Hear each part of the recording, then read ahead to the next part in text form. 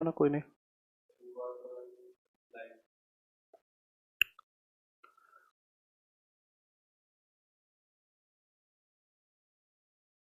Okay. Okay. Good evening everybody. Comment में आ जाओ सारे लोग जल्दी से। और थोड़ी सी प्रॉब्लम है, आप देख रहे हो यार, मेरा स्पेक टूट गया है तो मैं कमेंट आपके थोड़ी कम ही पढ़ पाऊंगा, हालांकि जूम करा लिया मैंने।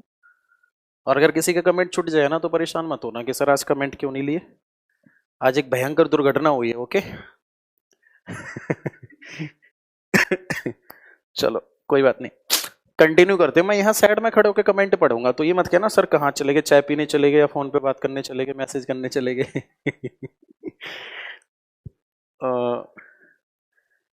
Good evening Anil, Priyanshu, Dinesh, MD, Ujjwal. Ujjwal ने नाम चेंज कर लिया क्या अपना? Alok, Parvesh, Akash, Amit, animal kingdom, plant. कराओगे? बिल्कुल सारी चीजें कराएंगे। ओके। क्या हो गया सर? कुछ नहीं भाई, स्पेक्ट टूट गया, मेरा चश्मा टूट गया। हाँ जी। आज डेमो क्लास नहीं है ना, डेमो क्लास ना, डिलीट डेमो क्लास थोड़ी होगी। फिजिक्स जो होगा आपका कल होगा धीरज। ओके। हाँ भाई। यस। आप चश्मे में ज्यादा अच्छे लगते हैं। अच्छा। आराम करो, मजाक तो मत बनाओ, कम से कम चश्मा टूट गया, मेरा दुख का पहाड़ टूटा है मेरे ऊपर। तो हम मारकर भी नहीं खुलेगा। कल जो मैंने आपको टॉपिक कराया था वो टॉपिक था आपका, बस करो यार कमेंट। कल जो मैं आपको टॉपिक कंप्लीट करा रहा था ना, वो टॉपिक था आपका टंग वाला था। टंग वाला मैंने करा दिया। ओके। और आज की क्लास में जो हम टॉपिक कवर करेंगे वो होगा टीथ। टंग के बाद जो हम टॉपिक कवर करेंगे वो कौन सा होगा? टीथ वाला होगा, यानी हिंदी में बोलेंगे हम इसको दांत। टीथ या दांत। ठीक है। ध्यान से समझना एक एक करके सारी की सारी चीजों को। पहली बात, हमारे जो दांत होते हैं इसकी स्टडी को क्या कहा जाता है? तो आंसर होगा, जो दांतों का अध्ययन है इसे क्या कहा जाता है? इसे कहा जाता है दांतों के अध्ययन को ओडोंटोलॉजी। ठीक है ना, इसे क्या कहा जाता है? इसे कहा जाता है ओडोंटोलॉजी। दांतों का अध्ययन क्या कहलाता है? तो आपका आंसर क्या होगा? ओडोंटोलॉजी कहलाता है। ओके। अगला पॉइंट होगा सर, हमारे दांत का कॉम्पोजिशन कैसा होता है? कॉम्पोजिशन का मतलब समझ आ रहा है? कॉम्पोजिशन का मतलब होगा, कॉम्पोजिशन का मतलब क्या होगा यहाँ पे कि हमारे दांत किस किस चीज के बने हुए होते हैं? तो आंसर क्या होगा? हमारे दांत बने हुए होते हैं एक तो फॉस्फेट और कैल्शियम। कैल्शियम और फॉस्फेट के बने हुए होते हैं जो हमारे दांत होते हैं। ठीक है। अब एक बात समझना, अगर मैं आपसे क्वेश्चन करता हूं, प्लीज आप लोग, मैं प्रॉब्लम बता चुका हूं आपको, बीच में कमेंट न करो, ज्यादा बेटर होगा। मैं देख नहीं पाऊंगा कमेंट आपके क्या है, क्योंकि मुझे इधर जाना पड़ेगा। मैं टॉपिक जैसे ही कंप्लीट करा दूं ना, फिर सारे के सारे डाउट पूछ लेना, कोई इश्यू नहीं है। ओके। लास्ट में सारे के सारे डाउट पूछ लेना, एक दिन के लिए एडजस्ट कर लो आप। अब अगर आपसे पूछा जाता है, एक तो हमारी बोन्स होती हैं और एक होती है टीथ, दोनों में कौन ज्यादा मजबूत और हार्ड होती है? तो आंसर होगा दांत होते हैं। अगर पूछा जाता है क्यों, दांत तो होते हैं, तब आंसर होगा क्यों। तो आंसर होगा क्योंकि हड्डियों में 68% पाया जाता है कैल्शियम। हड्डियों में 68% क्या पाया जाता है? कैल्शियम पाया जाता है। जबकि यही कैल्शियम जो है वो दांतों में कितना पाया जाता है? तो आंसर होगा 98%। क्या? कैल्शियम। और कैल्शियम क्या प्रोवाइड कराता है? तो आपका आंसर होगा हार्डनेस। तो अब अगर आपसे पूछा जाता है कि हमारे दांत ज्यादा कठोर होंगे या हड्डियां, तो आंसर क्या होगा? दांत ज्यादा कठोर होंगे। इस चीज को आप याद रखोगे। अब अगला पॉइंट होगा कि जो हमारे दांत होते हैं, ये दांतों के टाइप क्या होते हैं? बहुत ध्यान से समझना है, अच्छे से समझना है। मैं पूरा बात बताऊंगा आपको कि जो बिमल खाने वाले होते हैं जुबा केसरी, उसके बाद उनके दांत केसरी कैसे हो जाते हैं। और वो जो टीवी पे ऐड दिखाते हैं कि चॉकलेट खाने से कैविटी हो जाती है, उस कैविटी के होने का कारण क्या है, और वो कैविटी कितना ज्यादा इफेक्टिव होती है हमारे लिए, कैसे उसका ट्रीटमेंट किया जाता है। अगर दांत टूट जाता है तो फिर आर्टिफिशियल दांत किस चीज का लगाया जाता है। ओके, पूरा डिटेल में पढ़ेंगे, अभी एक एक करके मैं इसको बताऊंगा। ठीक है, पूरा डिटेल में पढ़ेंगे, एक एक करके मैं इसको बताऊंगा। अच्छा, आप हमारे विवेक सर ही हो या उनके भैया हो? हाँ। तो अगर हम दांतों के टाइप की बात करेंगे तो पहला जो टाइप होगा, तंग मत करो, पढ़ लो चुपचाप, पहला दांतों का टाइप जो होगा ना वो होगा हेट्रोडोंट। हिंदी में कहा जाता है इसको, हेट्रोडोंट को, विषम दंती। बात को समझना, विषम दंती। देखो हेट्रोडोंट का मतलब क्या होगा, बात को बहुत अच्छे से समझो। हेट्रोडोंट का मतलब होगा कि हमारे दांत क्या सभी 32 दांत होते हैं हमारे, क्या 32 के 32 दांत एक जैसे होते हैं? तो आंसर होगा नहीं होते, एक जैसे नहीं होते। और हमारे दांत कब होते? जब हम मछली होते तब। मछली है, मगरमच्छ है, रेप्टाइल्स जितने होते हैं ना, सरीसृप जितने होते हैं, उनमें होमोडोंट पाए जाते हैं। जितने दांत होंगे सारे के सारे दांत जो होंगे वो एक जैसे होंगे। ओके, सारे के सारे दांत कैसे होंगे? एक जैसे होंगे। ठीक है, कमेंट आपके इधर आ रहे हैं और मैं इधर देख के पढ़ा रहा हूं, आगे बात समझ में, तो ध्यान रखना इस चीज का। तो हमारे दांत एक जैसे नहीं होते, तो हमारे दांतों का टाइप कैसा क्या हो जाएगा? हेट्रोडोंट हो जाएगा। ओके, दांतों का टाइप क्या होगा? हेट्रोडोंट। तो मैं लिख रहा हूं हेट्रोडोंट क्यों होता है हमारे दांतों का टाइप, क्योंकि हमारे दांत कैसे होते हैं? एक जैसे नहीं होते, अलग अलग होते हैं। Different type of teeth. दांत कैसे होते हैं, तब आपका आंसर क्या होगा? दांत विभिन्न प्रकार के होते हैं। दांत कैसे होते हैं? विभिन्न प्रकार के होते हैं। ओके, उसके बाद फिर नेक्स्ट टाइप आता है डाइफाडोंट। हिंदी में कहा जाएगा इसको द्विबार दंती। द्विबार दंती क्यों कहा जाता है? क्योंकि हमारे दांत कितनी बार आते हैं? 2 बार आते हैं। भाई छोटा बच्चा होता है, उसके दूध के दांत जो होते हैं वो क्या होते हैं? टूट जाते हैं, फिर दूसरे दांत आते हैं। तो दांत 2 बार आते हैं, इस वजह से क्या कहा जाता है? इस वजह से कहा जाता है इसको डाइफाडोंट। ठीक है ना। फिर तीसरा आता है थियोकोडोंट। थियोकोडोंट का मतलब क्या होता है? इसको हिंदी में कहा जाता है गर्त दंती। तो क्या हमारे दांत मसूड़ों में फंसे हुए होते हैं? तो आपका आंसर क्या होगा? बिल्कुल, दांत हमारे कहां होते हैं? मसूड़ों में फंसे होते हैं। ये तो हो गए मेजर पार्ट्स। अब मैंने यहां लिखा हुआ है हेट्रोडोंट, तो हेट्रोडोंट का मतलब विभिन्न प्रकार के होते हैं। तो देखो ध्यान से, कितने प्रकार के होंगे विभिन्न प्रकार में? सर टोटल 4 प्रकार के। सबसे पहला जो टाइप आता है इसमें दांतों के प्रकार में, वो टाइप आता है सबसे पहला टाइप जो आता है वो आता है इंसीसर। दूसरा टाइप जो आता है वो आता है कैनाइन। तीसरा टाइप जो आता है वो आता है प्रीमोलर। और चौथा टाइप जो आता है वो आता है मोलर। ठीक है ना। इसको कहा जाता है कृंतक, इसको कहा जाता है रदनक, इसको कहा जाता है अग्रचवर्णक, और इसको कहा जाता है चवर्णक। ठीक है, एक एक करके ध्यान से समझना। इंसीसर कितने होते हैं? 2, 2 1 2 3। मतलब काउंटिंग कैसे करेंगे? मानकर चलो ये है,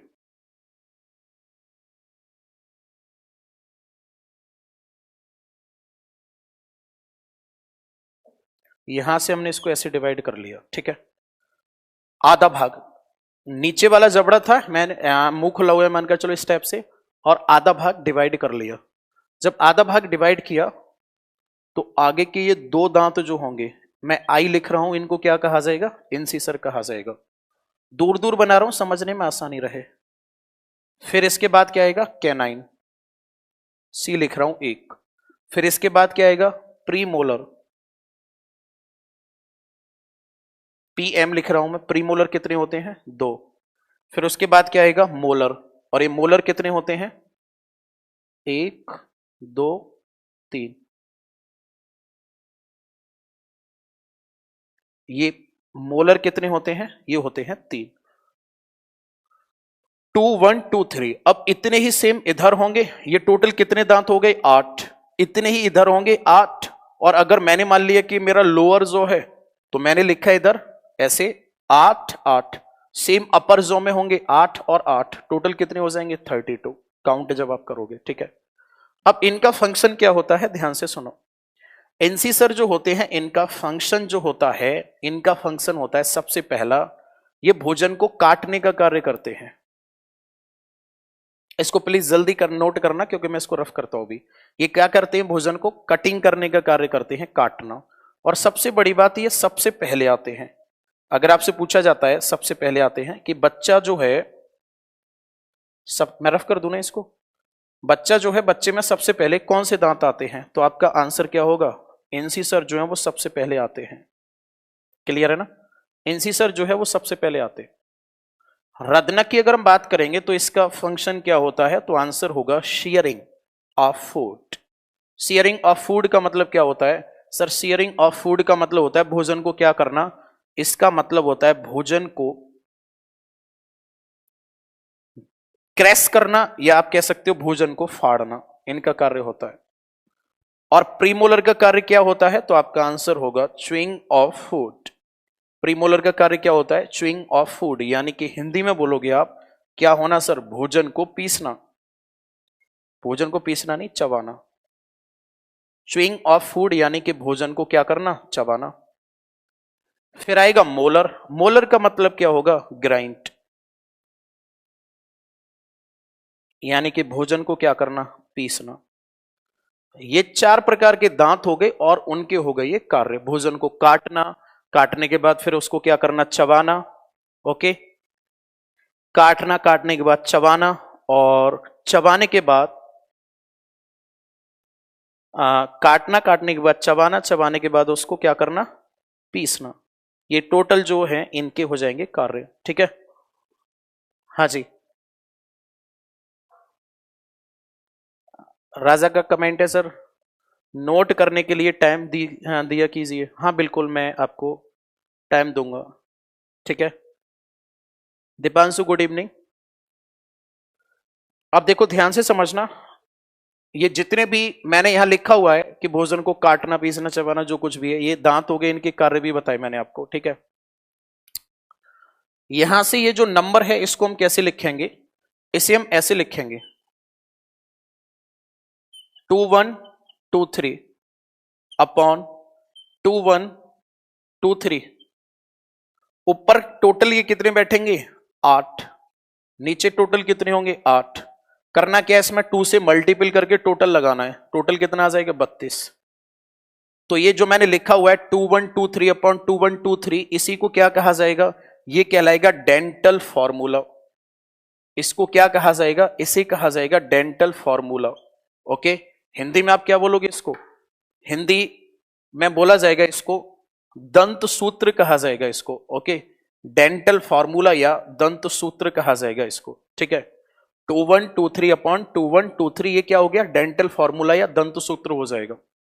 क्लियर है ना, और किसका होगा, ये एडल्ट का होगा, ये किसका होगा, एडल्ट का होगा। ठीक है, अब ध्यान से समझना, मैं अगर यहां एक पॉइंट लिखता हूं 2102 अपॉन 2102, अब देखो ये डेंटल फॉर्मूला जो लिखा हुआ है ना, इसमें सबसे पहला दांत जो होगा वो कौन सा होगा भाई, पहला दांत जो होगा वो होगा इंसिसर, दूसरा कैनाइन, तीसरा प्रीमोलर, और ये मोलर। मैंने डेंटल फॉर्मूला लिखा हुआ है, तो पहले बताओ इसकी दांतों की संख्या कितनी होगी टोटल। जब आप ऊपर वाले की काउंटिंग करोगे तो ये कितना निकल कर आएगा, 5, और नीचे वाला 5, पहले ही बताया था मैंने 2 से मल्टीपल करना है, ये टोटल कितना हो गया, 10, नीचे वाला 10, टोटल फाइनल कितना हुआ, 20। तो जहां इन दांतों की संख्या 32 निकल कर आई थी, इन दांतों की संख्या निकल कर आ रही है 20, और ये डेंटल फॉर्मूला होता है चाइल्ड का। तो आप ये बोलोगे कि जहां वयस्क मनुष्य में 32 दांत होते हैं, वहीं जहां वयस्क मनुष्य में 32 दांत होते हैं, वहीं एक छोटे बच्चे में कितने दांत होते हैं, 20 दांत होते हैं। अब डेंटल फॉर्मूला से आप ये भी बता सकते हो कि उस छोटे बच्चे के अंदर कौन से दांत नहीं होंगे, तो आप ध्यान से देखो, उस छोटे के बच्चे के अंदर सेम है, इंसिसर होंगे पूरे, बिल्कुल होंगे, क्योंकि सबसे पहले यही आते हैं। कैनाइन होंगे, दोनों के अंदर है।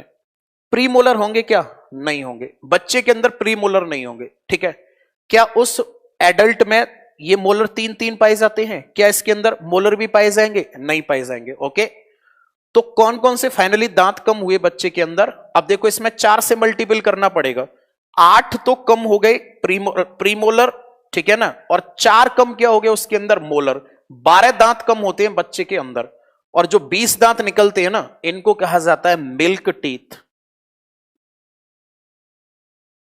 इन्हीं को कहा जाता है दूध के दांत। सीजीएल में यहां से क्वेश्चन आया हुआ है एक बार, कि दूध के दांत जो होते हैं उनकी संख्या कितनी होती है, तब आंसर होगा 20 होती है दूध के दांतों की संख्या।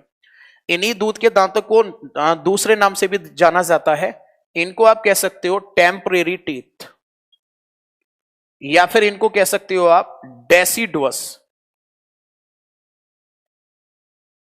ठीक है ना, डेसिडुअस या टेम्परेरी टीथ, ठीक है ना, मतलब कि अस्थाई दांत कहा जा सकता है इनको, ठीक है ना, इनको क्या कहा जा सकता है, अस्थाई दांत कहा जाता है। तो डेंटल फॉर्मूला आपको दो याद रखने हैं, पहला मैंने बताया आपको 2123 और चाइल्ड का बताया मैंने 2102, क्लियर है। अब देखो एक क्वेश्चन और नोट करके लिखना, यहीं पे मैं ऊपर का रफ करता हूं, एक क्वेश्चन और नोट करके लिखना आप, जो हाथी के, अच्छा चलो एक क्वेश्चन मैं आपसे पूछ रहा हूं, आपके मैं लास्ट में बता के जाऊंगा, ठीक है, और जो प्रॉब्लम थी वो मैंने बिना कोई हेजिटेशन किए आपको पूरा क्लियर बता दिया कि क्या प्रॉब्लम है आज, कि आपके डाउट क्यों नहीं क्लियर हो पाएंगे। मैंने आपको एक बताया था, किस एज में सर बच्चे के दांत आना शुरू होते हैं, लगभग 8 साल का हो जाता है ना उसके दांत आना शुरू हो जाते हैं, 6 से 8 7-8 साल का होता है उसके दांत जो है वो आना शुरू हो जाते हैं, ठीक है। मैंने आपसे क्वेश्चन पूछना है कि जो हाथी के बाहर की तरफ निकले हुए दांत होते हैं ना, हाथी के बाहर की तरफ दिखाने वाले जो दांत होते हैं वो कौन से होते हैं, कमेंट करो आप, जल्दी से कमेंट करो। हाथी के जो बाहर की तरफ निकले हुए दांत होते हैं वो इनमें से कौन से होते हैं, कमेंट करो। नोट करने का मेरे भाई दमनदीप, इससे ज्यादा टाइम और क्या दूं मैं, बताओ आप। बिल्कुल शकील साथ के साथ नोट बनाते चलो आप। मेरा क्वेश्चन ये कि हाथी के जो बाहर की तरफ निकले हुए बड़े बड़े दांत होते हैं वो कौन से होते हैं, इंसीसर होते हैं, कैनाइन होते हैं, प्रीमोलर होते हैं या मोलर होते हैं। एक आंसर है इंसीसर, कैनाइन, प्रीमोलर, टस्क। मैं टस्क नहीं पूछ रहा हूं, टस्क के अलावा में जो 4 दांत लिखे हुए इनमें से ढूंढना है।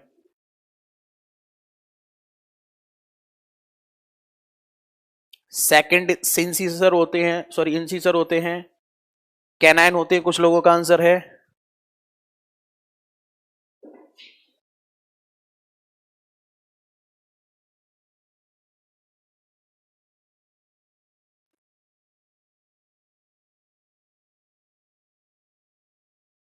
तीखे दांत होते हैं। अच्छा मीठे दांत कौन से होते हैं भाई, ये भी बता दे, मीठे दांत कौन से होते हैं। हाँ खट्टे मीठे, मैं मोमोज नहीं पूछ रहा हूं, दांत पूछ रहा हूं। चलो मैं समझाता हूं, देखो जो एलिफेंट होता है ना, एलिफेंट का डेंटल फॉर्मूला क्या होता है, एलिफेंट का डेंटल फॉर्मूला होता है 1033/0033। ये हो गया किसका डेंटल फॉर्मूला, तो आपका आंसर होगा ये होता है सर एलिफेंट का डेंटल फॉर्मूला होता है, ठीक है। प्रीमोलर कहां से आ जाएंगे भाई, कुछ भी लिख रहे हो यार, प्रीमोलर पीछे की तरफ होते हैं, तो कैसे हाथी के दांत ऐसे पाइपलाइन की तरह अंदर से ऐसे घूम घूम के आएंगे बाहर की तरफ है, समझ लो इसको, मैं बाहर जो निकले हुए होते हैं उनकी बात कर रहा हूं। ये हाथी का डेंटल फॉर्मूला हो गया। अब आप आसानी से बता सकते हो इसमें से कौन से दांत होंगे हाथी के अंदर, कौन से नहीं होंगे। ये क्या हो गया इंसीसर, ये क्या हो गया कैनाइन, ये प्रीमोलर, और ये क्या हो गया मोलर।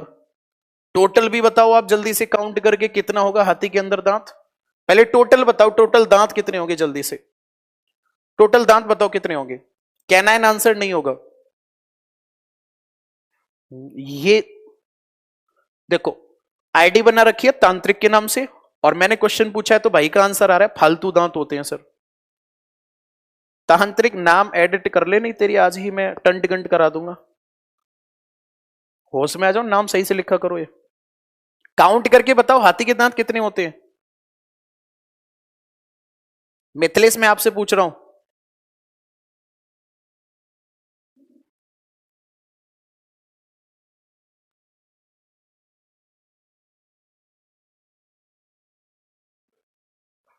अरे भाई बहुत सिंपल है, इसको पहले काउंटिंग करो इसकी, ये कितना हो गया ऊपर, काउंटिंग करोगे तो ऊपर कितना हो गया, 3 और 3 6 और 1 7, 7 × 2 कितना हो गया ये 14 हो गया, 3 और 3 कितना हो गया ये 6, 6 इंटू 2 कितना हो गया ये 12, काउंटिंग कर दो टोटल कितना हो गया 26 हो गया। तो हाथी में कितने दांत पाए जाते हैं, आंसर क्या होगा 26। करना क्या है दोबारा सुनो, ऊपर की टोटल काउंटिंग करके उसमें 2 से मल्टीपल करना है, फिर नीचे की टोटल काउंटिंग करके 2 से मल्टीपल करना है, फिर ओवरऑल क्या नाम है उसको क्या करना है, काउंटिंग करनी है उसकी। हाथी के दांतों की संख्या होगी 26। तो जो हाथी के बाहर निकले हुए दांत होते हैं वो कौन सा होता है, मैं लिख देता हूं, बाहर निकला हुआ दांत कौन सा होता है,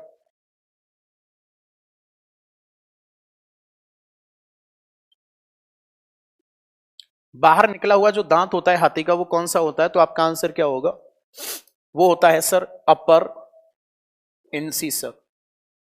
अच्छा कुछ लोग कैनाइन बताते हैं कि कैनाइन होता है, आप देखो ध्यान से क्या कैनाइन पाए जाते हैं हाथी में, नहीं होते ना कैनाइन, उसमें कैनाइन का नंबर 0 दिखा रहा है, और हालांकि लोअर इंसीसर भी नहीं होता, अपर इंसीसर होता है, यानी कि आप हिंदी में बोलोगे ऊपरी कृंतक होते हैं, और इन्हीं को फिर क्या बोला जाता है, टस्क बोला जाता है इनको।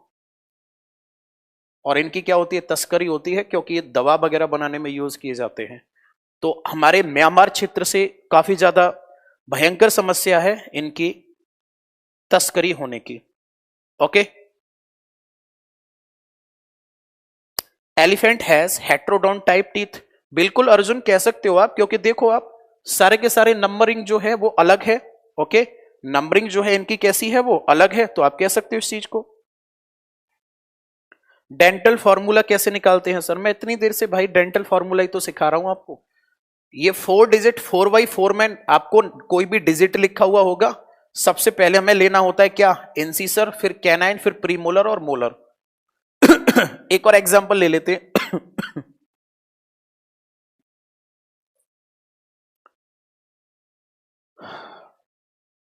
जो डॉग का डेंटल फॉर्मूला होता है ये होता है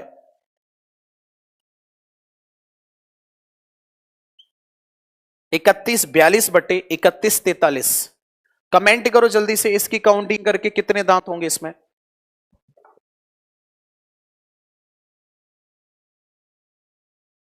टस्क बताओ प्लीज, मोहम्मद, टस्क जो होता है ना, वो टस्क केवल और केवल हाथी के जो बाहर निकले हुए दांत होते हैं उनको नाम दिया जाता है।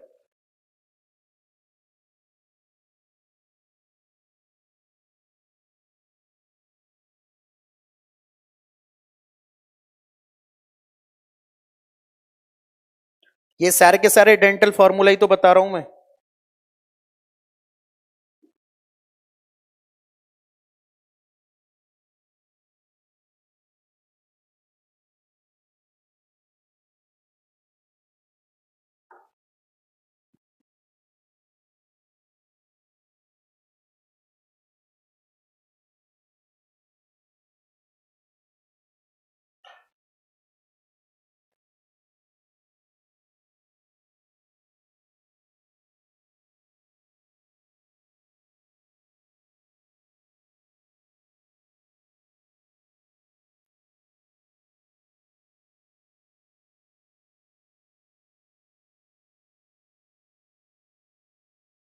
हाँ जी, 40 भी, अब इसका बहुत से लोगों ने आंसर किया इसका 40, भाई गलत मत करो।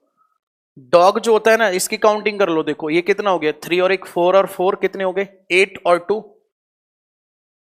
10 इंटू 2 20 हो गए ये, और ये हो जाएंगे 22 42 हो जाएंगे।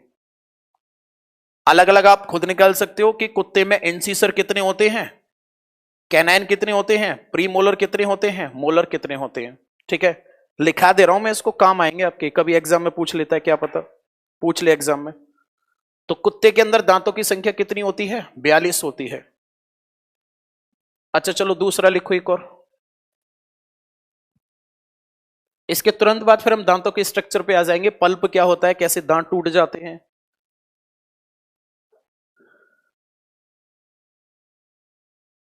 हाँ भाई, रैट का लिख लो, चूहे का। चूहे का डेंटल फॉर्मूला होता है 1003/1003। इसके दो फायदे ना, आप ये भी पता कर सकते हो उस जानवर में, जिस जानवर के बारे में आप पढ़ रहे हो उसमें कितने दांत होते हैं और टोटल कितने होते हैं और कौन कौन से पाए जाते हैं। अब बताओ चूहे में कितने हो जाएंगे टोटल, पूरा डेंटल फॉर्मूला नोट करा दीजिए सर। भैया डेंटल फॉर्मूला में कुछ है ही नहीं यार, ये डेंटल फॉर्मूला जो होता है ना, इसको आप ऐसे भी कह सकते हो, ये होता है इंसिसर रेस्टो कैनाइन प्रीमोलर मोलर, ये रेशियो होता है इसका, और नीचे भी सेम होगा यही। यही डेंटल फॉर्मूला है।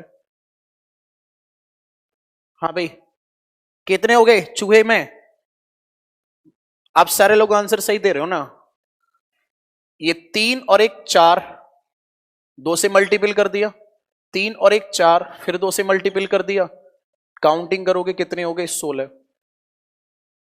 तो चूहे के जो खतरनाक दांत होते हैं वो कौन से होते हैं बताओ जल्दी से। खतरनाक दांत जो होते हैं ना वो ये वाले होते हैं, इंसिसर कुतरने का काम करता है ना इनसे वो। अब देखो जो हमने एडल्ट वाला पढ़ा था ना, ये किसका था? मैन का था, मतलब ह्यूमन का था। ह्यूमन लिख लेते हैं, मेल और फीमेल, क्या फीमेल में क्या कुछ ज्यादा थोड़ी होते दांत। ह्यूमन और मंकी, इन दोनों का डेंटल फॉर्मूला सेम होता है।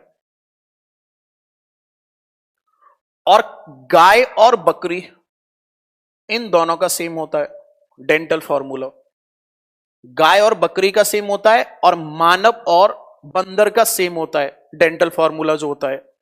ठीक है, अब डेंटल फॉर्मूला इसका कितना होगा? तो इसका जो गाय और गॉट का जो डेंटल फॉर्मूला होता है, ये होता है 0033 अपॉन, इसके बाद आएगा फिर 0033 अपॉन 3133। ये डेंटल फॉर्मूला हो जाएगा गाय का। ठीक है, कर दो काउंटिंग जल्दी से गाय की। ये गाय और किसका हो गया? बकरी का हो गया डेंटल फॉर्मूला। ठीक है, गाय और बकरी का डेंटल फॉर्मूला हो गया। अपने आप ढूंढना भी इसमें कौन से दांत है या नहीं है। मैं निकाल देता हूं इसको, 6 और 6 12 हो जाएगा ये, और ये कितना हो जाएगा? 6 और 4 10 और 2 20। हाँ 32 ही बैठ रहे हैं यार इसमें, तो कैलकुलेशन तो नहीं होगी मुझसे मिस्टेक? होगी नहीं वैसे, इतना मैथ तो मैंने पढ़ लिया था छोटी क्लासों में। 32 आ रहे हैं ना, लेकिन अंतर है दोनों में।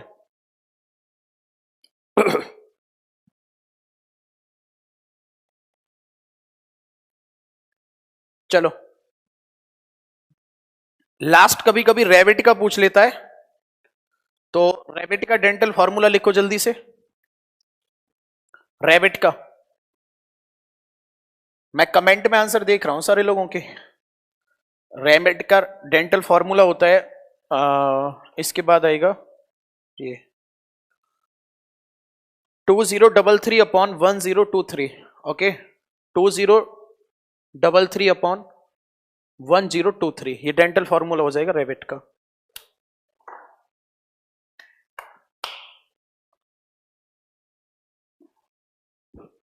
सर इसके भी हमारे इतने ही हैं। हाँ आशुतोष, क्या किया जाए, तोड़वा दिए जाए। क्यों ब्रो?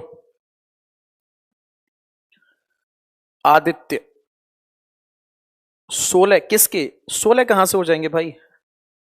संजीव के 38 निकल के आ रहे हैं, बाद बाकी सारे लोगों के 28 आ रहे हैं। गुलशन, प्रीतम, अनिल, चिराग, सीता, दीपांशु 28, 26 इन रैबिट। रैबिट के मैं चेक करता हूं कितने हैं। देखो ये ऊपर की तरफ तो हो जाएगा टोटल 16, और ये हो जाएगा 12, 28 हो जाएंगे। चलो बहुत केबीसी खेल लिए, नया हेडिंग डालो, नया हेडिंग डालो फटाफट। ये तो डेंटल फार्मूला ही बताया मैंने, जानवरों के भी सब लिखा दिए जो मैन थे। अब ये मत कहना कि भैंस रह गई और उसके बाद शेर रह गया कि चीता रह गया। जो एग्जाम से रिलेटेड होते हैं वो करवा रहा हूं मैं। क्वेश्चंस लगवाने का जब मैंने प्रॉमिस किया ना आपसे, क्वेश्चंस लगवाऊंगा, सारी चीजें पता चल जाएंगी। और एनवायरमेंट के जो फ्री वाला बैच था ना, उसके 100 क्वेश्चंस हिंदी में टाइप होके तैयार हो गए, बन के तैयार हो गए। अब वो मुझे ट्रांसलेट करने खुद टाइम निकाल के इंग्लिश में, क्योंकि यार इंग्लिश वाले भी ठीक ठाक स्टूडेंट हैं, और उन्हें नहीं कराए तो फिर वो गुस्सा करेंगे।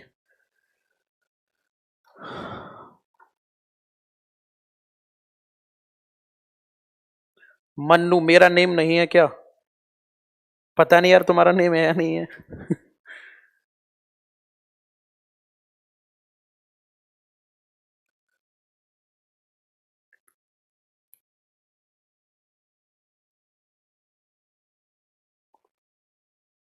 हाँ भाई, चलो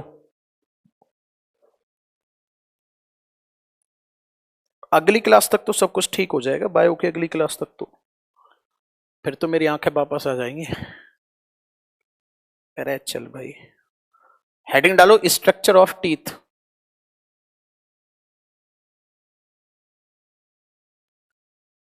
स्ट्रक्चर ऑफ टीथ हिंदी में कहा जाता है इसको दांतों की संरचना।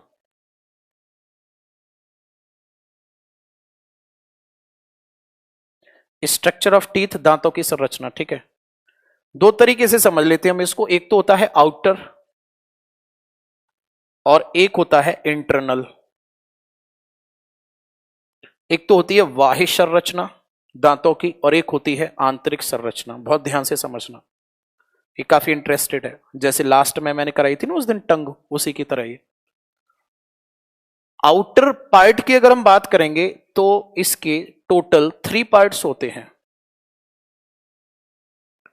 एक तो होता है इनेमल, नहीं, एक तो होता है इसका क्राउन, एक होता है फिर मिडिल पार्ट जिसे नेक भी कहा जाता है, और उसके बाद होता है फिर रूट, ठीक है ना। इसको हिंदी में कहा जाता है शिखर, इसको कहा जाता है आधार, और इसको कहा जाता है मध्य भाग। समझना मैं क्या बताना चाह रहा हूं। मतलब ये होगा कि जैसे ये दांत है,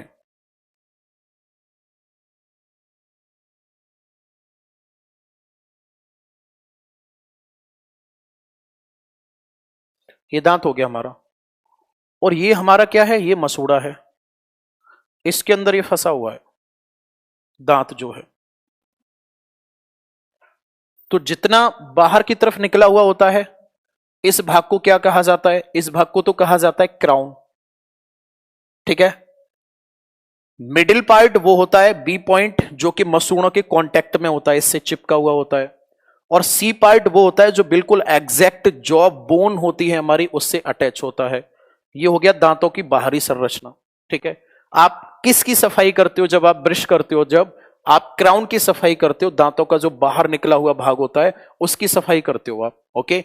दांतों का जो बाहर की तरफ निकला हुआ भाग होता है ना, उसकी क्लास करते, मैं कह रहा हूं उसकी क्लास। कमेंट आ रहा है सर फिजिक्स एंड केमिस्ट्री की टाइमिंग क्या है? यही टाइमिंग है, ओके।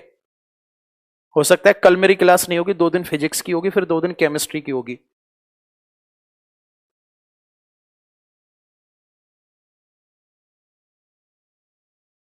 हाँ जी।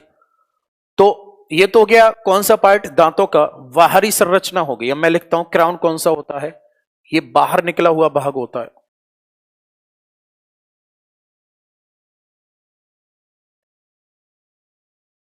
ये बाहर निकला होता है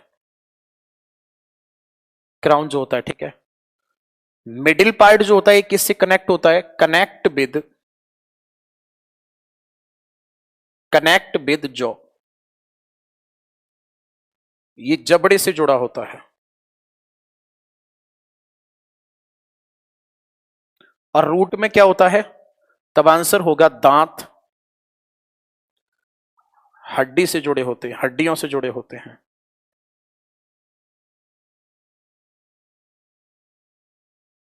ये दांतों की बाहरी संरचना हो गई। अब नेक्स्ट स्टेप में हम बात करेंगे इंटरनल स्ट्रक्चर ऑफ टीथ। ये बहुत इंटरेस्टेड है, इंटरनल स्ट्रक्चर जो होता है।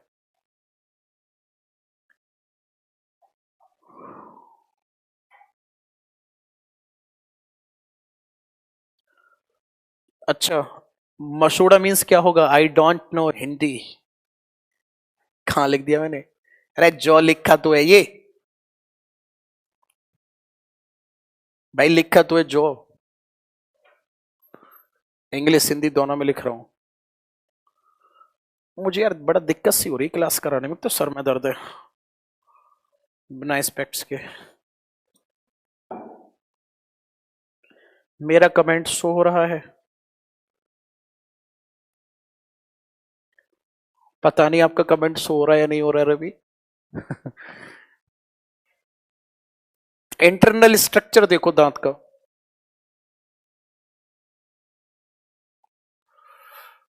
ये आपके दांत बना रहा हूं मैं इतने बड़े बड़े।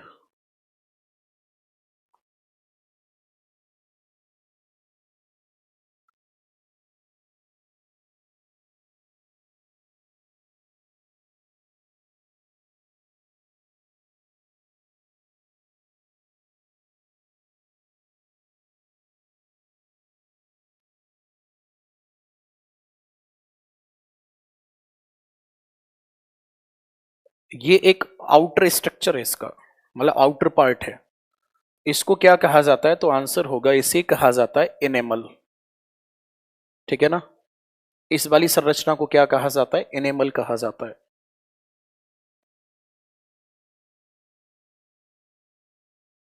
इसके बाद फिर इनेमल के बाद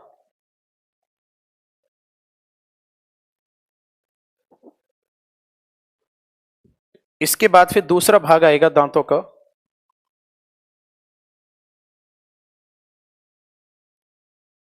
अंतर समझ रहे हो? पिछली बार जो मैंने अभी इसके भाग बताए थे उसमें और इसमें क्या अंतर है? दोनों में अंतर यह है कि वो तो भाग था बाहर से देखने पर डिवाइड किया हुआ भाग था, और ये जो आप पढ़ रहे हो ना, ये ऐसा हो गया कि दांत को हम परत बाई परत काटकर उसके अंदर क्या संरचना निकाल रहे हैं। तो ये अंदर वाला जो स्ट्रक्चर होगा ना, इसकी अगर हम बात करेंगे तो इसको क्या कहा जाता है?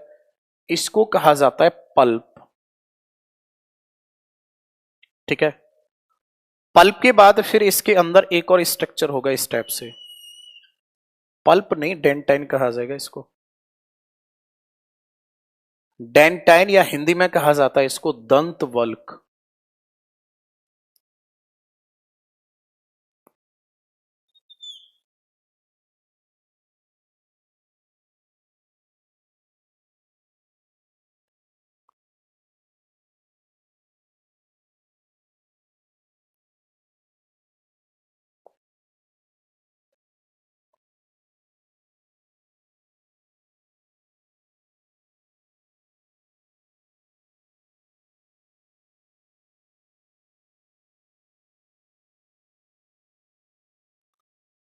और ये वाला जो इनके अंदर एक अंदर की तरफ जो स्ट्रक्चर है, इसको क्या कहा जाएगा? तो आंसर होगा, इसको कहा जाएगा पल्प। और आप लोग नेगेटिव कम सोचना कि ये क्यों बनवा रहे हैं सर, क्या है, इनसे क्वेश्चंस बनते हैं इसलिए पढ़ा रहा हूं। ठीक है? तीन संरचना हो गई, और ये यहां किससे जुड़ा हुआ है तो आप लिख सकते हो, यहां बना सकते हो। ये हमारे मसूड़े हो गए। इस वाले भाग को क्या कहा जाता है? इस वाले भाग को कहा जाता है पेरिडोंट। अब देखो इनकी क्या क्या क्वालिटी है। इनेमल की अगर मैं बात करूंगा ना, तो इनेमल जो है ये हार्डेस्ट पार्ट है। हार्डेस्ट पार्ट ऑफ टीथ या body, hardest part of body, यानी कि ये शरीर का सबसे कठोर भाग है। ये शरीर का सबसे कठोर भाग है। दूसरी बात, ये ब्राइटेस्ट होता है।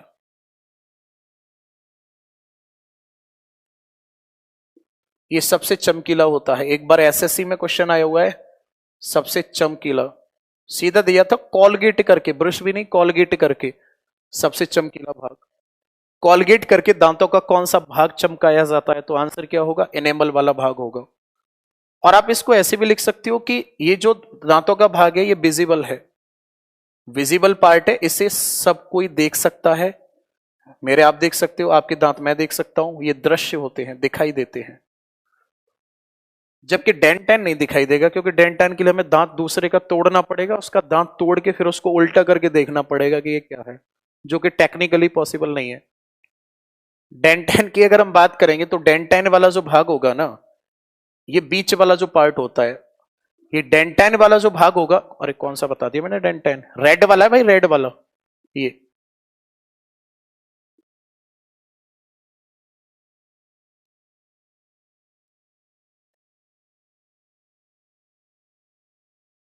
डेंटाइन वाले भाग की अगर हम बात करेंगे तो ये लार्जेस्ट पार्ट होता है, ये भी क्वेश्चन एग्जाम में आया हुआ है। अब ये ध्यान नहीं मुझे किस एग्जाम में आया हुआ है, मैं क्वेश्चंस स्क्रीन पे लगवाऊंगा जब पता चल जाएगा आपको।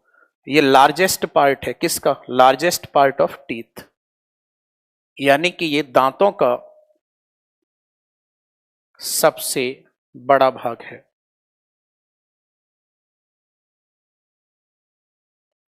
ये दांतों का बड़ा भाग है। पल्प वाला भाग जो है इसको ध्यान से समझना। पल्प वाले भाग की अगर बात करेंगे तो ये इस वाले भाग में क्या होती है, तो ध्यान से समझना, इस वाले भाग में होती है ब्लड सप्लाई।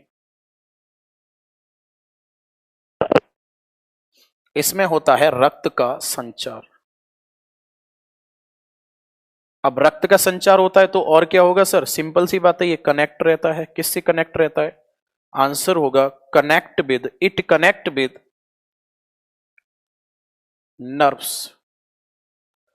इससे तंत्रिका जुड़ी रहती है, तंत्रिका जुड़ी होती है। इससे क्या होता है सर, तंत्रिका जुड़ी होती है। और जब इस वाले भाग से तंत्रिका जुड़ी हुई होंगी तो फिर इससे क्या होगी, सेंसिटिविटी आएगी या नहीं आएगी, सेंसिटिविटी, सेंसिटिविटी आती है इसी से, यानी कि ये काफी संवेदनशील होता है। दांतों में जो झंझनाहट होती है ना, वो इसी वाले भाग की वजह से होती है। ये तो मैंने तीनों भागों के बारे में आपको डिटेल में बता दिया। अब ध्यान से समझना, जो ये बिमल खाने वाले होते हैं ना, जुबा केसरी करने वाले जो होते हैं, इनके दांत केसरी कैसे होते हैं वो चीज समझ लो आप। लंबे टाइम तक क्या हुआ, ये पहली बात तो दांतों की अपर लेयर जो होती है इसका स्ट्रक्चर एकदम फ्लैट नहीं होता है। फ्लैट होता तो दांत हमारे जो है वो फ्रिक्शन क्रिएट नहीं हो पाता भोजन पे, और पता चले कि आप उसको दबाने की कोशिश कर रहे हो और वो मुंह से बाहर आ गया, सामने वाले के ऊपर जाके खाना गिर गया, ऐसा नहीं होता। यहां पे क्या होता है ना, फ्रिक्शन क्रिएट करने के लिए इसको जिगजैग सा होता है, दिख रहा होगा ना जिगजैग, ये होता है जिगजैग सा। अब क्या हुआ, या तो आप बिमल वगैरह ले रहे हो टाइम टू टाइम, या आपने खाना खाने के बाद दांतों की सफाई नहीं की, तो फूड जो होता है ना, इन्हीं खुरदरा जो भाग होता है, रिजिड पार्ट जो होता है, इसके अंदर फंसना शुरू कर देता है। पॉइंट को समझना, मजाक में मत लेना। यहां पे क्या होगा, ये फूड होगा, फूड होगा, ये यहीं पे ऐड होना शुरू हो जाएगा। फूड जो होगा यहां पे ऐड होना शुरू हो जाएगा। जब ये फूड यहां पे ऐड होना शुरू हो जाएगा तो धीरे धीरे क्या होगा, इसका सॉलिडिफिकेशन होगा। फूड कैसा हो जाता है, सॉलिड हो जाता है। भोजन जो होगा इसमें, ये क्या होगा, भोजन ये हो जाएगा कठोर, और इसमें फिर अटैक करेंगे बैक्टीरिया, बैक्टीरिया भी इस पे अटैक करना शुरू कर देते हैं। धीरे धीरे क्या होगा, फिर जो एनेमल वाला भाग था इसका डिके होना शुरू होगा। स्टेप बाय स्टेप ध्यान से सुनना। डिके ऑफ एनेमल, फिर क्या होगा, जो एनेमल वाला भाग होता है इसका डिके होना शुरू हो जाता है, यानी कि हिंदी में बोलोगे आप, एनेमल का क्षरण होना शुरू हो जाता है। और जब एनेमल का क्षरण होना शुरू हो जाता है तो फिर क्या होगा, यहां पे एक कैविटी बनती है जिसको कहा जाता है कैरोटिड कैविटी कहा जाता है, या कैरोइड कैविटी बोला जाता है इसको, कैरोटिड ही है, कैरोटिड कैविटी कहा जाता है इसको, कैरोटिड कैविटी, या हिंदी में कहा जाता है इसको क्षरण गुहा। एक कैविटी बनना शुरू हो जाती है जो टीवी पर ऐड दिखाते हैं, और जो कैविटी बनेगी ना वो इस टाइप से बनेगी, ऐसे। यहां धीरे धीरे इसका क्षरण होना शुरू हो जाएगा। अब जब क्षरण होना शुरू हो जाएगा तो फिर यहां पे पल्प पे जोर पड़ना शुरू होगा, तो कुछ भी ठंडा मीठा खट्टा तीखा कुछ भी खाओगे, दांतों में एकदम से वाइब्रेशन मोड पे आना शुरू हो जाएंगे दांत, और ये धीरे धीरे इसको डिस्ट्रॉय करता जाएगा। अब पहुंच गया भाई पल्प तक, और पल्प क्या कर रहा था, इसको सब कुछ पल्प ही तो प्रोवाइड करा रहा था, तो बात इज्जत पे आ गई। अब जैसे ही ये क्षरण गुहा इसको क्रॉस करती हुई आएगी तो दो कंडीशन होगी। एक तो ये होगी कि जैसे ही ये कैविटी बनना शुरू हुई, आपने क्या किया, इसमें ट्रीटमेंट करा दिया इसका, तो इसको रूट कैनाल ट्रीटमेंट कहा जाता है। ओके, इसे क्या कहा जाता है, रूट कैनाल ट्रीटमेंट कहा जाता है इसको, ठीक है ना। ट्रीटमेंट करा लिया तो ठीक है, नहीं तो फिर क्या होगा, धीरे धीरे करके ये जो कैविटी है ये कैविटी डिस्ट्रॉय कर देती है किसको, पल्प को। और आप खुद समझदार हो, जब पल्प ही खत्म हो जाएगा तो ब्लड सप्लाई होगी दांत में, नहीं होगी, दांत काला पड़ना शुरू, ब्रेन से कनेक्टिविटी होगी, नहीं होगी, पेरिडोंट, पल्प डिस्ट्रॉय, पेरिडोंट डिस्ट्रॉय, और दांत क्या होगा, ब्रेक डाउन हो जाएगा। दांत जो होगा वो क्या हो जाएगा, टूट जाएगा सर, टूट के नीचे गिर जाएगा। तब फिर आपके पास परमानेंट सर्टिफिकेट होगा बिमल खाने का। ओके,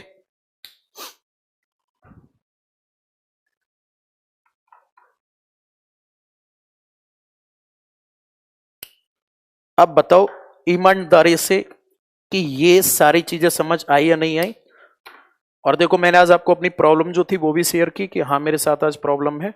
मैं चाहता तो छुट्टी भी कर लेता, फिर मुझे लगा यार तुम बुरा मानोगे, कल बैच शुरू हुआ है, आज छुट्टी हो जाएगी, सही नहीं लगेगा। मैंने कहा करा के आता हूं जैसा भी है। भाई भयंकर वाला सर में दर्द हो रहा है मेरे। जल्दी से अब सारे लोग कमेंट में आ जाओ, मैं कमेंट पढ़ रहा हूं आपके। आप कल कह रहे थे ना कि दांत को अच्छे से पढ़ाना, तो मैंने कहा ठीक है भाई। शिवम तुझे भाई बहुत हंसी आ रही है यार।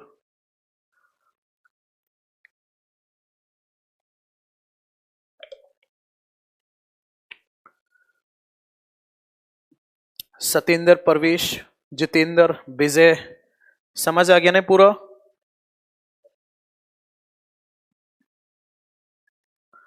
ऑल क्लियर है, ठीक है। नहीं सर छुट्टी नहीं करने का।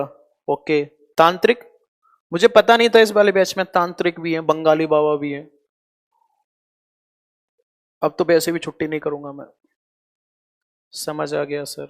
Okay, you are my favourite teacher. भाई मैं रिप्लाई नहीं कर पाऊंगा you are my favourite student, क्योंकि नाम नीचे चला गया।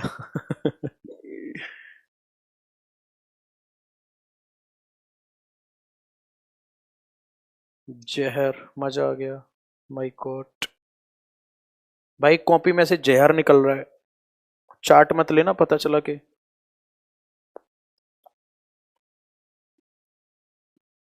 पायरिया क्या है सर, पायरिया में आगे पढ़ाऊंगा। पायरिया में क्या होता है ना, जो हमारे teeth muscles, sorry teeth cells होती है ना, इसी में पस पड़ना शुरू हो जाता है। ओके, और जब उसमें पस पड़ना शुरू हो जाता है ना, तो फिर वो दांतों से मवाद सा बाहर निकलना शुरू होता है, वो आगे आ जाएगा। राइटिंग क्लियर नहीं है, हाँ बिल्कुल ब्रो, मैं आज जाके सुलेख माला पे प्रैक्टिस करके आऊंगा, फिर क्लियर लिखना शुरू करूंगा।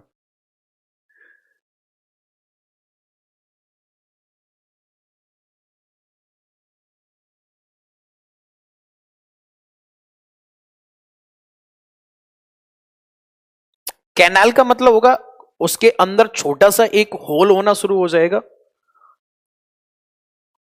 कलर ऑफ एनिमल, याद रखना हमारे दांत जो होते हैं ना, वो पूरी तरह से व्हाइट होना ठीक नहीं है, येलोइश कलर होता है इसका हल्का सा, मतलब सफेद में पीला मिक्स होगा, सफेद में पीला मिक्स होगा, येलोइश कलर होगा। Okay, I am from Mumbai. अच्छा, मुझे पता है, खूब मजे लेते हो यार तुम लोग कमेंट में। सर भूगोल के साथ जीव विज्ञान गजब पढ़ाते हैं आप, अच्छा, थैंक यू ब्रो।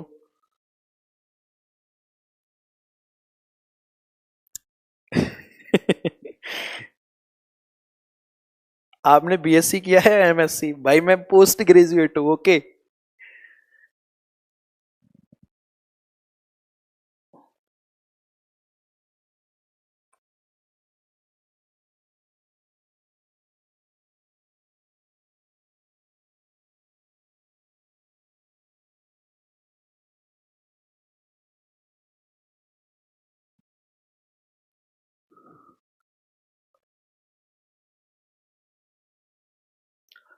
देखो पल्प के बारे में और पढ़ना चाहो ना, तो यहां पे पल्प के बारे में दो प्रकार की सेल होती है पल्प के अंदर, और इसको सेल मास कहा जाता है। उसी के जो पल्प सेल होती है ना, वही तो इसको एनेमल को और क्या नाम है डेंटाइन को विकसित करती है।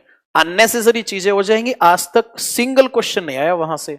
तो काफी सारी ऐसी चीजें होती है जो आपके एग्जाम में नहीं आती, और मुझे नहीं लगता कि उस पर हमें दिमाग चलाना चाहिए, क्योंकि हमारा जो सिलेबस है ना वो जनरल साइंस का है। क्वेश्चन स्टिक होना चाहिए हमारा एग्जाम में। मेरी बात समझ रहे हो ना? अब स्किन के भी टाइप होते हैं। आप खुद बताओ, स्किन के प्रकार कभी एग्जाम में पूछे जाते हैं क्या?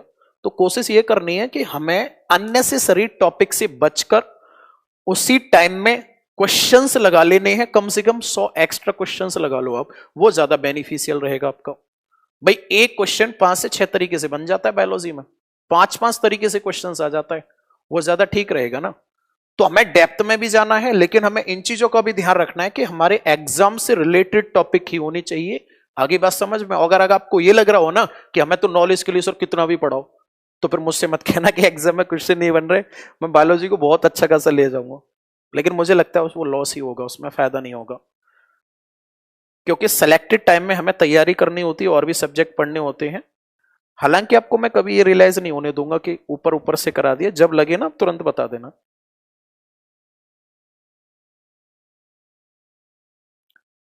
ये दीपक का कमेंट है, decay of teeth, sorry, decay of teeth decreased bye fluoride.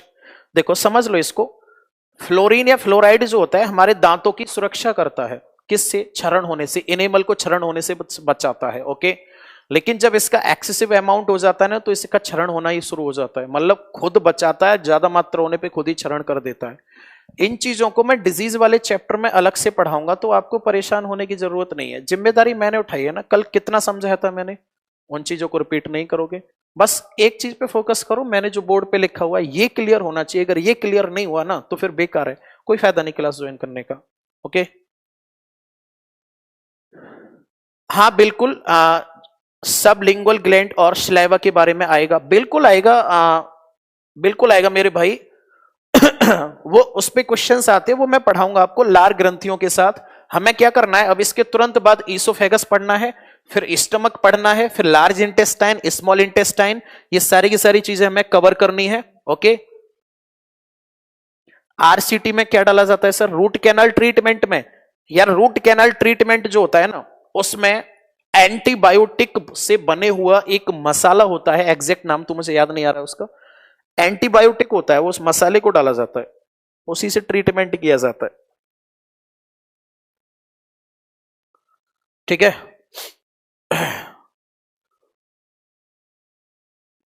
और सर नोट्स कल वाला कब मिलेगा? नोट्स नहीं मिले, मैं आज बोल देता हूं, नोट्स दिलवा देता हूं आपको। ठीक है,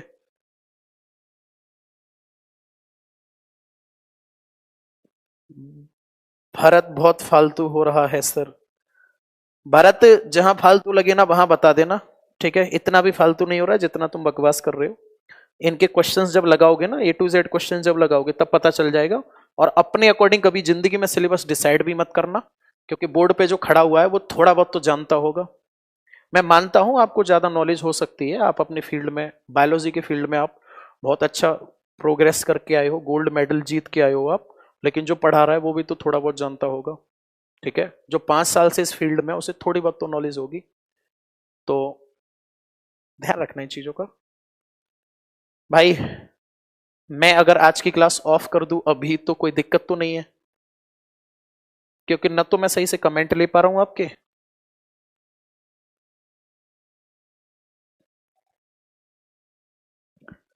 प्लीज सर एक्सप्लेन पेरिडोंट। बस मैंने कमेंट पढ़ लिया, अभी एक्सप्लेन करता हूं। Sir please difference between hormone and enzyme. ठीक है, डाउट लिख लिया मैंने, अभी तुरंत समझाता हूं, एक दो डाउट और समझ लो।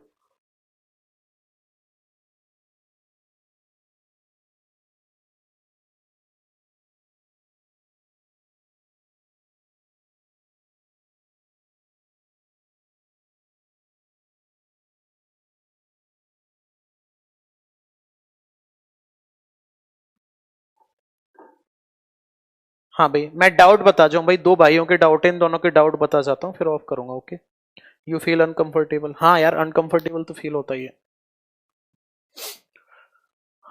एक बोई तो मेरा सहारा है।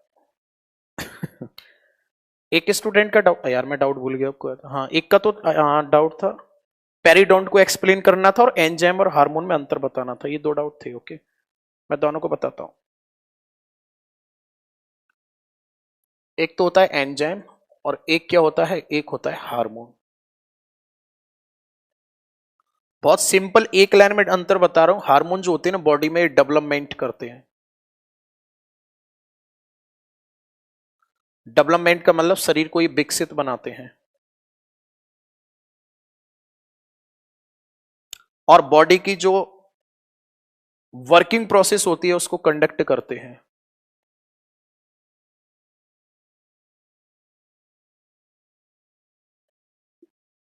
शरीर की सभी क्रियाओं का संचालन कौन करते हैं, हार्मोन करते हैं।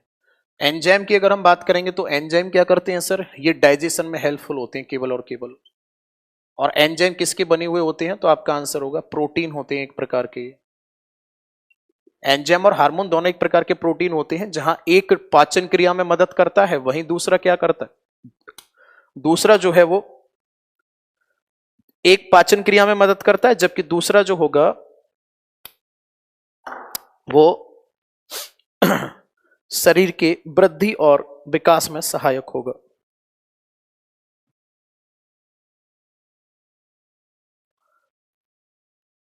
ओके, चलो तो लगभग आज की क्लास में 30 मिनट पहले मजबूरी में मुझे क्लास ऑफ करानी पड़ रही है। ओके, यार रियली सॉरी आज के लिए, और मैं आगे से ध्यान रखूंगा इस चीज का। बाकी कल हो सकता है आपकी या तो केमिस्ट्री की क्लास होगी या फिजिक्स, दोनों में से किसी एक सब्जेक्ट की 2-2 दिन क्लास हो जाएंगी, ठीक है। और मैंने अभी जो कराया आप बिल्कुल बेफिक्र रहो। मैंने पहले दिन भी समझाया था आपको कि इतना दिमाग नहीं चलाना है, क्या रख है क्या नहीं है, बस एक चीज पे फोकस करो। समझ आया तो हाँ, नहीं आया तो डाउट, बस।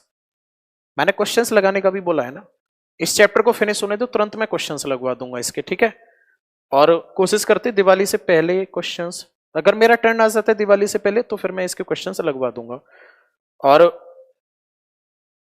बाकी मैं कल आपको समझा चुका हूं, ठीक है। ओके, सॉरी भाई आज के लिए, really all the best, take care, bye bye.